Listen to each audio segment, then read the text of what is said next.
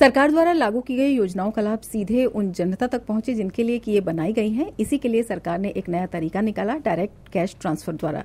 दिल्ली के food and supply विभाग द्वारा भी इस योजना का क्रियान्वयन किया जा रहा है। अन्नश्री योजना के जरिए क्या है ये योजना, किस तरह से इसे अमली जामा पहनाया जा रहा है, इसी के लिए बात करने के लिए हमारे साथ मौजूद हैं Delhi food and supply department के कमिश्नर SS यादव।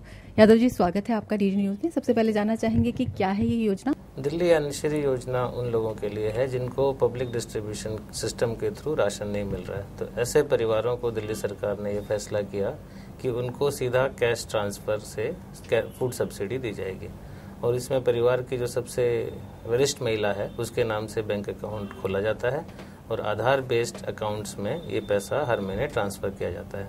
किस तरह के परिवारों को इसमें शामिल किया जाता है?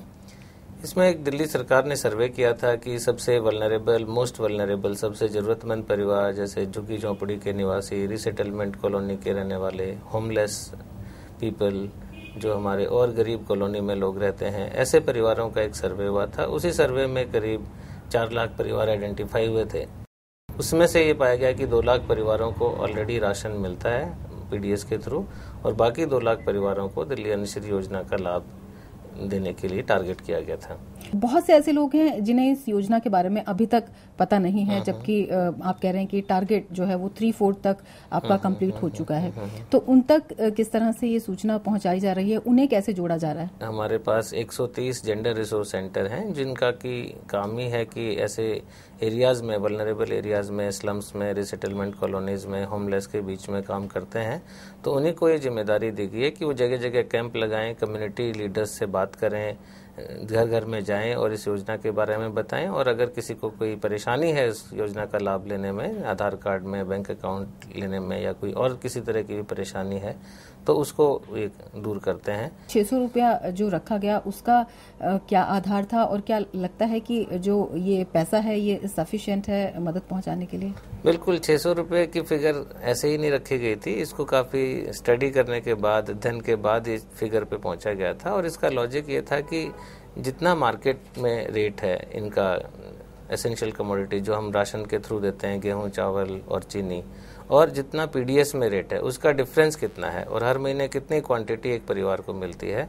तो उसी गणित के हिसाब से कि market rate minus PDS rate into quantity का जो एंटाइटलमेंट है उसके बेस पे ये 600 रुपये अराइव किए गए थे। और ये 600 रुपये का मतलब है कि आपके पास ये फ्रीडम है कि आप कहीं से भी जाके राशन ले सकते हैं। जो राशनिंग की अन्य योजनाएं आपकी चल रही हैं, अगर वो लोग इसको इसमें डायरेक्ट कैश ट्रांसफर में कन्वर्ट कराना चाहें या अन्नश्री में आना चाहें तो क्या वो आ सकते हैं? क्योंकि इस तरह का सिस्टम है कि जो एक लाभ ले रहा है उसको दूसरा लाभ नहीं मिलेगा।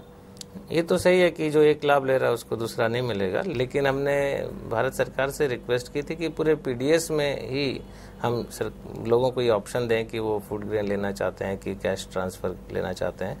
तो इस पे अभी फैसला होना बाकी है। हालांकि जो नया फूड सिक्योरिटी ऑर्डिनेंस आया है उसमें ये प्रोविजन है कि केंद्र सरकार की सहमति से राज्य सरकार ये ऑप्शन लोगों को दे सकती है कि वो फूड के बदले कैश सब्सिडी ले लें। शुक्रिया हमसे बात करने के लिए।